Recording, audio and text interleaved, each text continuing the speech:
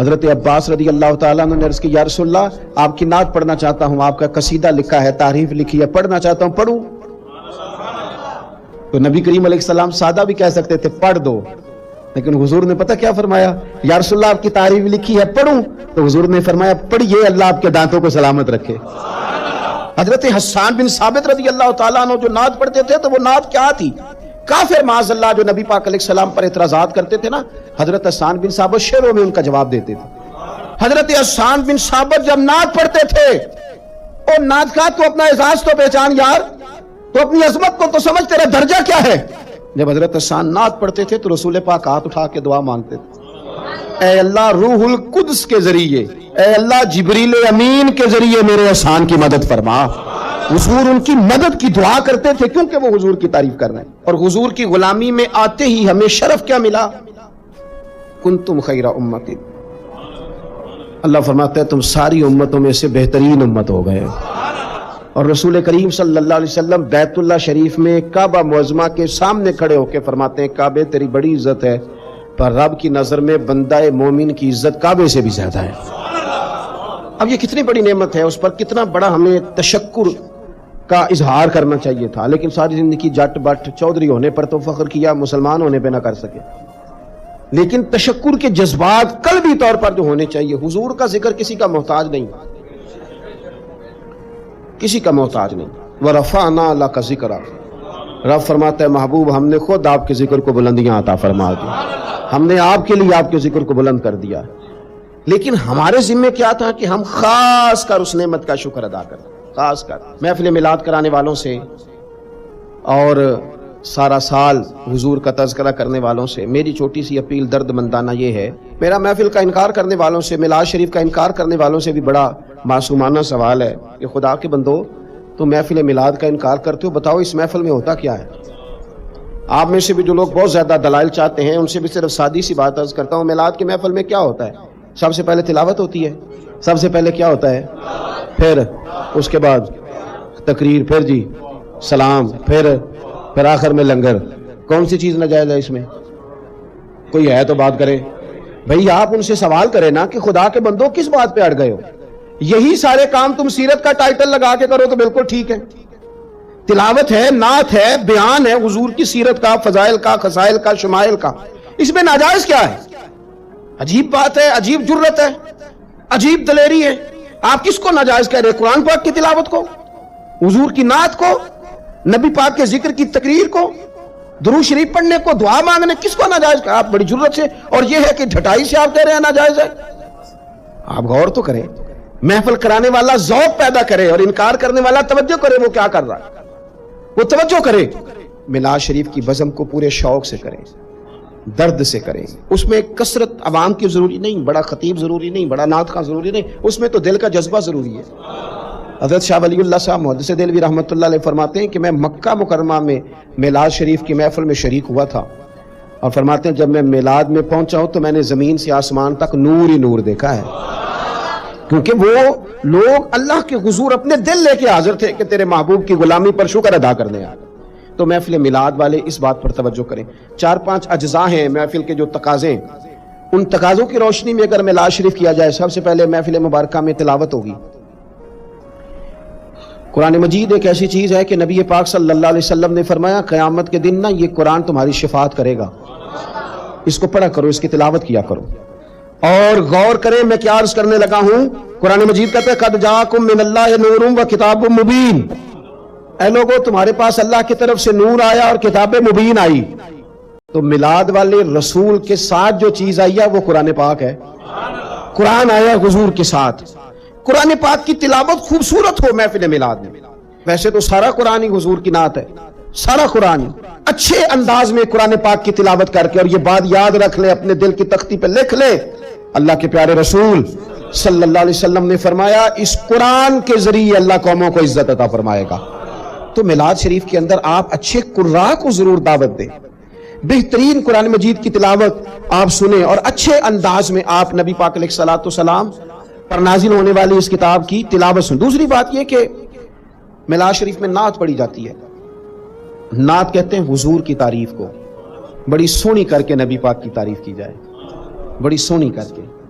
یہ نا میں کیا عرض کروں اس نعت خواں کی خدمت میں بھی جو اتنا اعلیٰ کام کر رہا تھا، وہ اس لائن میں کھڑا تھا جس لائن میں حضرت عباس بن عبد المطلب کھڑے ہیں، اس لائن میں تھا جس لائن میں حضرت حسان بن ثابت ہیں، اس صف کا نمائندہ ہو کے کہاں اپنے آپ کو کمزور کر بیٹھا ہے؟ 20,000 پہ 25,000 پہ اتنا اعزاز والا کام، اور کہاں اپنے آپ کو گرا لیا اس نے، یہاں تک لے آیا اپنے آپ کو۔ نعت شریف تو جذبات تھے بندہ مومن کے، اور نعت کے لیے مشہور آدمی کی ضرورت نہیں، ذوق اور شوق کی ضرورت ہے۔ علاقے کے آپ بچوں کو کہیں وہ حضور کی نعت شریف پڑھیں، نبی پاک کا تذکرہ کریں، سونا کر کے حضور کا ذکر کریں۔ آپ کو پتہ ہے حضرت عباس رضی اللہ تعالیٰ عنہ نے عرض کی، یا رسول اللہ آپ کی نعت پڑھنا چاہتا ہوں، آپ کا قصیدہ لکھا ہے، تعریف لکھی ہے، پڑھنا چاہتا ہوں، پڑھوں؟ تو نبی کریم علیہ السلام سادہ بھی کہہ سکتے تھے پڑھ دو، لیکن حضور نے پتہ کیا فرمایا؟ یا رسول اللہ آپ کی تعریف لکھی ہے، پڑھوں؟ تو حضور نے فرمایا پڑھیے، اللہ آپ کے دانتوں کو سلامت رکھے۔ اتنا اعزاز نعت کا، اتنا اجر حضور کی نعت کا۔ حضرت حسان بن ثابت رضی اللہ تعالیٰ عنہ جو نعت پڑھتے تھے تو وہ نعت کیا تھی؟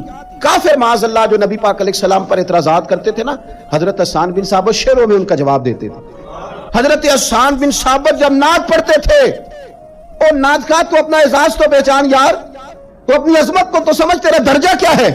جب حضرت حسان نعت پڑھتے تھے تو رسول پاک ہاتھ اٹھا کے دعا مانگتے تھے، اے اللہ روح القدس کے ذریعے، اے اللہ جبریل امین کے ذریعے میرے حسان کی مدد فرما۔ حضور ان کی مدد کی دعا کرتے تھے کیونکہ وہ حضور کی تعریف کر رہے ہیں۔ تو آپ دیکھیں یہ اعزاز کتنا بڑا ہے، یہ مرتبہ کتنا بڑا ہے۔ بنو نجار بہت اعلیٰ قبیلہ تھا مدینہ منورہ کا۔ کاش میرے بیٹے حضور کی نعت پڑھنے لگے، کاش آپ کے بیٹے حضور کی نعت پڑھنے لگے، کاش ہماری بیٹیوں کی زبانوں پر نبی پاک کے ترانے جاری ہو جائیں، کاش یہ سلیقے سے، یہ باوضو ہو کر، یہ طہارت کے ساتھ اپنے محبوب کریم علیہ السلام کے نعت خواں بن جائے۔ اس باپ کے مقدر جاگ گئے جس کی اولاد حضور کے تذکرے کرنے والی بن گئی، وہ بڑے منصب پر فائز ہو گیا جس کے بچے نبی پاک کی مدح خوانی کرنے لگے، ثنا خوانی کرنے لگے۔ بنو نجار قبیلے کی بچیاں حضور مدینے آئے تو دف بجاتی، وہ ننھی بچیاں جو بیٹھ کر وہاں دف بجاتی تھی، رسول پاک کی جانب اشارے کر کے گاتی تھی کہ ہم ہیں بچیاں نجار کے عالی گھرانے کی، خوشی ہے آمنہ کے لال کے تشریف لانے کی، ہمیں خوشی ہے آمنہ کے لال کے تشریف لانے کی۔ وہ نا حضور کا ذکر کرتی ہیں، نبی کریم علیہ السلام کی تعریف کرتی ہیں تو حضور ان کے پاس سے گزرے۔ تو ابو داؤد شریف میں جو حدیث کے لفظ ہیں بڑے کمال ہیں، بڑے میٹھے ہیں، ان میں جو رعنائی اور حسن کے جو جذبے ہیں اور جو ان بچیوں کے لیے اعزاز ہے اور نعت خواں کے لیے جو خوشخبری ہے وہ سمجھنے والی ہے۔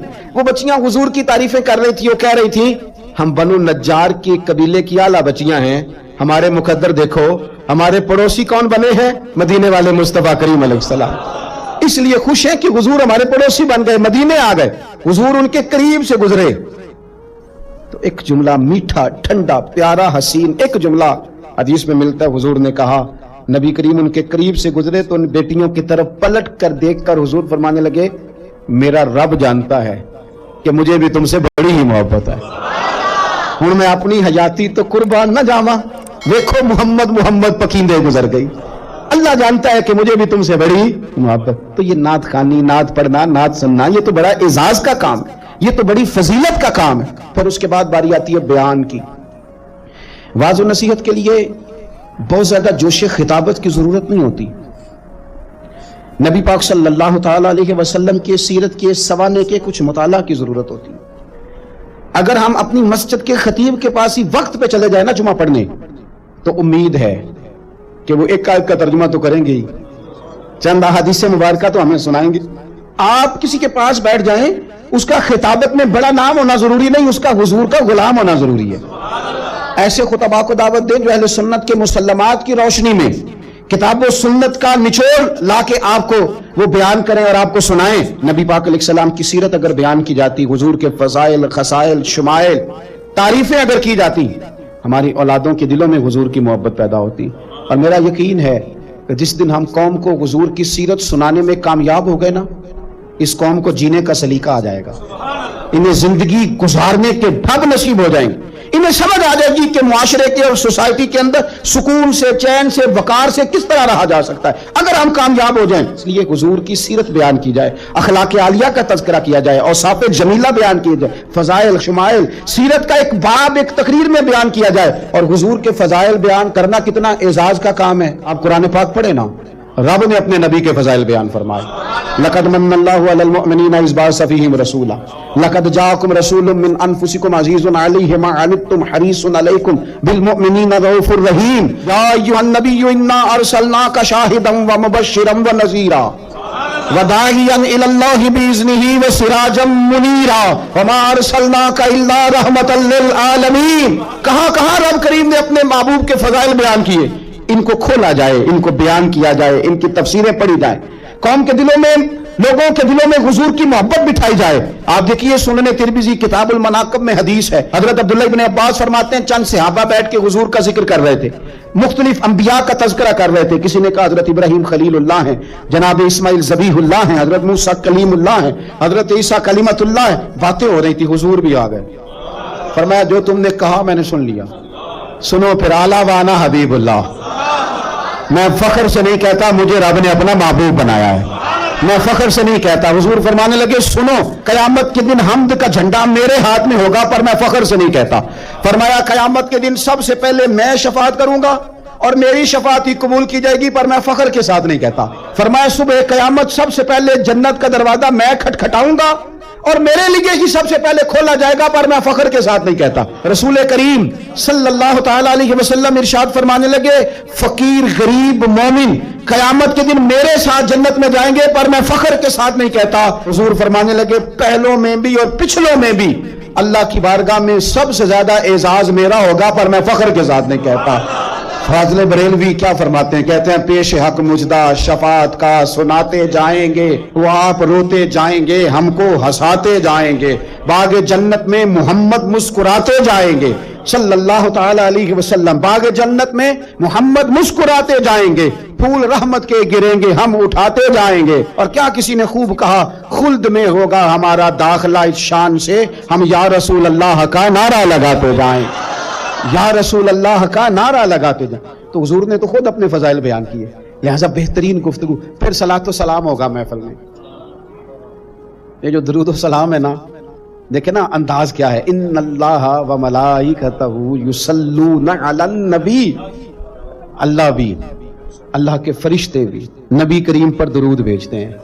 या अय्युहल्लज़ीना आमनू, ए ईमान वालो, यानी अपने लफ्जों में तर्जुमा कर ले, ए मेरे नबी के मानने वालों, सल्लू अलैहि वसल्लिमू तस्लीमा, तुम भी महबूब पर दरूद भेजो और खूब सलाम पढ़ो। तुम भी दरूद भेजो और खूब सलाम पढ़ो। फिर हमें सिखाया ना हमारे इमाम ने, क्या कहना है, मुस्तफ़ा जान रहमत लाखों शब में बज़्म हिदायत पे लाखों सलाम, जिसके गुच्छे से लच्छे जड़े नूर के उन सितारों की नुज़रत पे लाखों सलाम। और फरमाने लगे उनकी बातों की लज्जत पे बेहद दुरूद, उनके खुतबे की हैबत पे लाखों सलाम। और जिस सुहानी घड़ी चमका तैबा का चांद, उस दिल अफरोज साथ पे लाखों सलाम। और कहने लगे मैं सलाम पढ़ रहा था तो फरिश्ते भी मेरे कान में आके बातें करने लगे।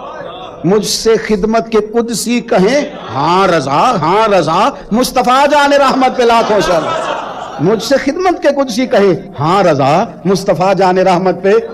और नबी करीम अलैहिस्सलाम फरमाते हैं तो एक बार दरूद पढ़, रब तेरे ऊपर 10 बार रहमत करेगा। और हुजूर फरमाने लगे तू 10 बार दरूद पढ़, अल्लाह 100 रहमत नाजिल करेगा। और हुजूर फरमाते हैं तू 100 बार दरूद पाक पढ़, अल्लाह तेरी पेशानी पे कयामत में लिख देगा कि ये बंदा मुनाफिकत से भी बरी है, जहन्नम की आग से भी बरी है। तो दुरूद शरीफ पढ़ा जाता है हमारी महफिल में, फिर दुआ होती है। और दुआ तो इबादत का मग़ज़ है ना, और दुआ तो ऐन इबादत है। और हुजूर ने फरमाया जो रब से मांगे रब राजी होता है, जब ना मांगे नाराज होता है। और दुआ की तरतीब भी यही है कि पहले अल्लाह की हम्द हो, फिर हुजूर पे दुरूद हो, फिर उसके बाद दुआ हो। तो मुझे बताएं जब महफिल पाक में हम कुरान पाक पढ़ेंगे, नात पढ़ेंगे, किताब सुन्नत की रोशनी में खिताब सुनेंगे, हुजूर पर दुरूद सलाम पढ़ के हाथ उठाएंगे, तो वो तो करीम ही बड़ा है। जो मांगेंगे अपने फजल से इंशाअल्लाह अता फरमाएगा, वो अता फरमाएगा। तो ये मकाम है वो, यहाँ दुआएं मांगी जाएं और अल्लाह अपने फजल से कबूल करने वाला है। और उसके बाद लंगर शरीफ होता है। 2-3 गुजारिशात है महफिल कराने वालों से और मिलाद पे लंगर बांटने वालों से। एक लंगर वो है जो अब्बा जी के ख़त्म से मंसूब है, ये मेरे अब्बा जी के ख़त्म शरीफ की रोटी।